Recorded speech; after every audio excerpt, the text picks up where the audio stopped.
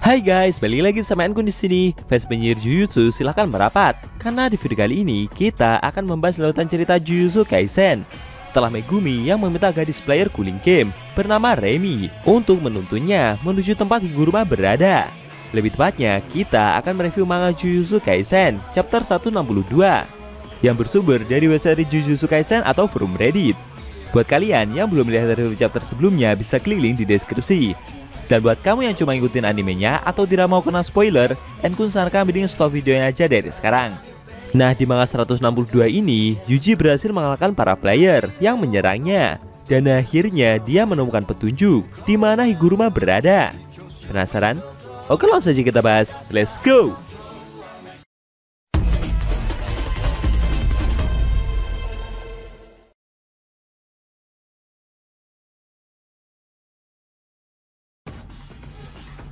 Judul chapter ke-162 kali ini adalah Koloni Tokyo 1, bagian kedua.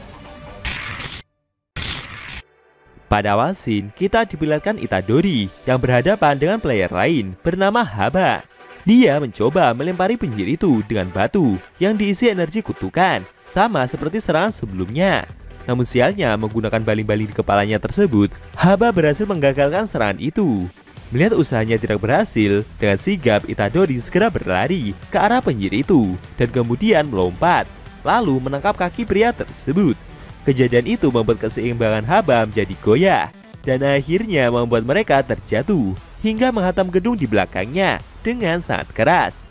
Melihat aksi gila tersebut membuat Haba jadi sadar jika bocah yang dia lawan ini memiliki kekuatan fisik yang luar biasa. Tidak terima dengan hal tersebut, Haba pun mencoba untuk menyerang balik menggunakan baling-baling di kepalanya. Beruntung dengan sigap, Yuji segera menghindar dan berlari untuk menjaga jarak. Sambil terus berlari, dia menganalisa jika lawannya tersebut sepertinya hanya bisa menyerang dengan menggunakan baling-baling itu saja. Yuji pun mencoba memancing pria itu untuk turun dengan berada di salah satu lorong gedung. Haba sendiri yang melihat aksi tersebut tersenyum. Menurutnya, strategi yang bocah itu lakukan untuk menghambat baling-balingnya ini tidak akan bekerja, karena dia akan mengatur panjang dan sudutnya, serta meningkatkan putaran sekaligus pertahanan dalam menyerang. Kemudian Haba segera turun dan memasuki lorong tempat Itadori berada. Lalu dia memutar baling-balingnya dengan skala yang jauh lebih besar daripada sebelumnya. Dia begitu percaya diri karena baling-balingnya ini bisa memotong apapun, termasuk baja sekalipun. Sambil maju dan menebas sekitar, Haba berkata jika dia akan memblender bocah itu menjadi jus. Itadori sendiri yang mengambil kuda-kuda itu merasa jika sepertinya lawannya ini telah mengeluarkan kekuatan terbesarnya. Menurut Yuji, wanita pesal yang dia kalahkan tadi memiliki ketahanan hingga bisa menabrak dan menghantamkannya ke arah gedung. Tapi meski begitu, wanita tersebut juga bisa dia tumbangkan hanya dengan lemparan kecil. Bagi Itadori, semakin jauh bagian tubuh lawannya itu dari sumber teknik, maka akan semakin lemah juga bagian tersebut.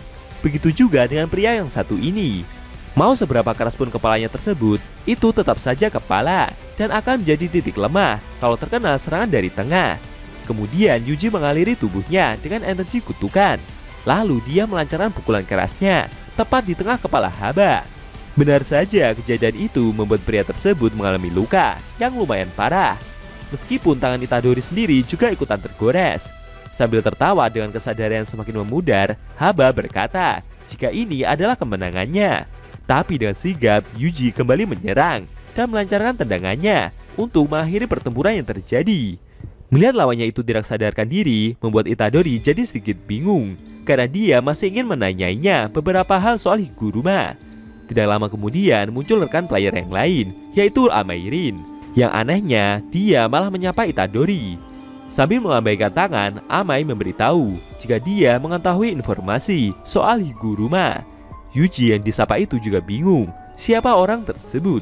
Bagaimana bisa orang itu tahu namanya? Karena dari data Kogani sendiri tidak menampilkan foto dari player yang ada. Amai sendiri merasa jika penyihir tersebut sepertinya sedang waspada. Dia pun meminta maaf karena sebenarnya dia hanya mengenali pemuda itu, dikarenakan Itadori memanglah terkenal yang dulu dijuluki sebagai harimau SMP Barat. Mendengar hal itu membuat Yuji jadi sadar jika mereka ternyata berasal dari kota yang sama. Dan akhirnya pembicaraan pun berlanjut lebih dalam. Di sisi lain, Remy masih mengantarkan Megumi menuju lokasi Higuruma berada. Gadis itu mengomeli pemuda tersebut dengan pertanyaan yang Fujiguro lontarkan. Megumi sendiri kembali bertanya, kenapa gadis itu memilih aktif untuk bertarung. Remy menjelaskan jika warga sipil non-penyihir sudah dievakuasi dari koloni. Sedangkan player yang sejak awal sudah berada di dalam koloni, saat ini telah menjalani cooling game selama 12 hari. Dia melakukan ini bukan karena ingin, apalagi soal membunuh atau dibunuh. Menurutnya, jika Megumi ragu mencari alasan untuk bertarung, maka dia sendirilah yang akan terbunuh. Bagi Remy pada saat proses ini, dia sudah melihat orang yang mabuk dengan kekuatan mereka sendiri. Dan menurutnya, Fujiguro harus berhenti memikirkan penyihir modern dan masa lalu sebagai hal yang berbeda. Mendengar ungkapan tersebut membuat Megumi jadi sadar jika para penyihir modern ternyata juga ingin bertarung setelah dipengaruhi oleh penyihir dari masa lalu. Kemudian dia kembali berkomentar kalau sekarang sudah waktunya bagi gadis itu untuk mengatakan kemana sebenarnya mereka akan pergi. Sambil ngomel-ngomel, Remy menjawab kalau tidak ada jaminan pemuda itu membunuhnya atau tidak, meskipun telah memberitahunya. Sedangkan di sudut kota lainnya, Amai juga mengantarkan Itadori menuju tempat Higuruma berada. Dia bercerita jika kedua penyihir tadi adalah majikan sesaatnya. Amai juga memberitahu nama lengkapnya kepada Itadori. Lalu Amai menjelaskan jika semakin kuat mereka, maka akan semakin besar kemungkinan mereka berkumpul di tempat yang kaya karena sumber daya di sana sangat banyak. Kemudian Amai memberitahu jika saat ini Higuruma berada di distrik Ikebukuro. Anehnya, Remy yang juga memberitahu lokasi Higuruma tersebut malah berkata jika penyihir itu berada di distrik Shinjuku. Meski mendengar informasi yang berbeda, Yuji dan Megumi tidak curiga. Mereka berharap agar rekannya tersebut juga akan pergi ke sana.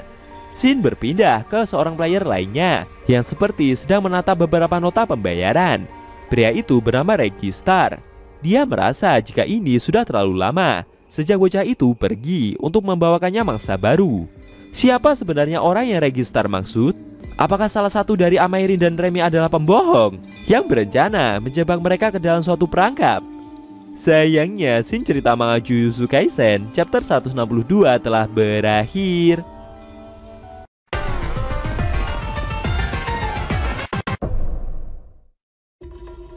Oke guys, itu tadi review manga Jujutsu Kaisen chapter 162 yang ending scene-nya memperlihatkan munculnya player cooling game lainnya bernama Registar, dan dia sedang menunggu bawahannya untuk membawakannya target player selanjutnya.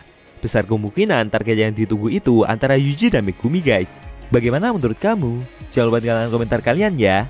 Kalau mau nonton review sebelum atau selanjutnya bisa klik link di deskripsi. Linknya udah Mimin taruh di sana kok. Buat kalian yang nonton review manga Jujutsu Kaisen secara maraton, bisa klik link di deskripsi juga ya guys. Oke, tekan like kalau suka sama video ini dan dislike kalau nggak suka. Jika ada kata-kata dari Enku yang kurang pas, Enku mohon maaf dan sampai bertemu di video review manga Jujutsu Kaisen selanjutnya.